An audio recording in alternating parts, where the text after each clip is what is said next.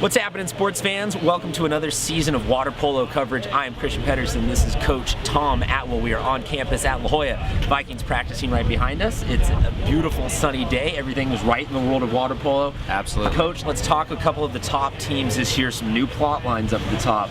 Let's start with the game that's fresh in the memory yesterday. Bishops, La Jolla going double overtime. Bishops win. Just give me the assessment of what you saw, because Bishops, obviously a perennial powerhouse here in La Jolla.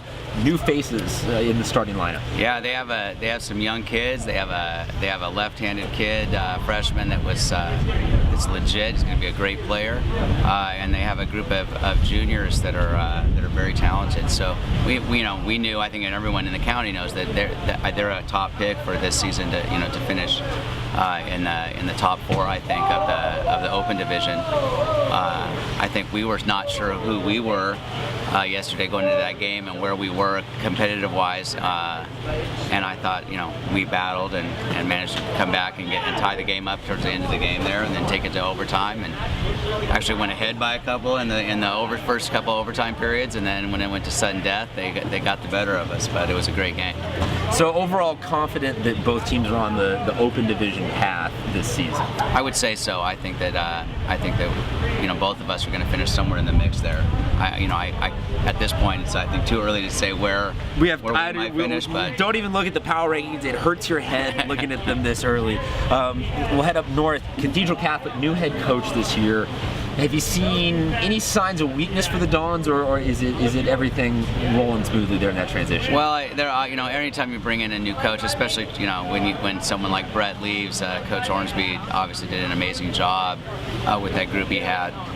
So I think he's left them in a good place. They have some great players coming through that are gonna hold that program together. The real effect of Brett leaving is going to be over the next 2 years. I think what we see in that program. So the talent currently exists from last year's team, yes, to keep some semblance together of them this year. Yes, they should be competitive, and I put them in the top 6 of the Open Division competing. Well, that's where they're headed. Vista is another team that we got to talk about. Josh Spence graduates, but it seems like there's still tons and tons of weapons to use there on that offense. They have a great younger group. I saw that younger group play this summer, and they're very talented. Though they did lose Spence and a couple other kind of critical role players in that group, they have filled the cupboard, I think, and they're going to be very competitive. Now, another team that you mentioned you wanted to talk about was Carlsbad. What's going on with the Lancers so far this season?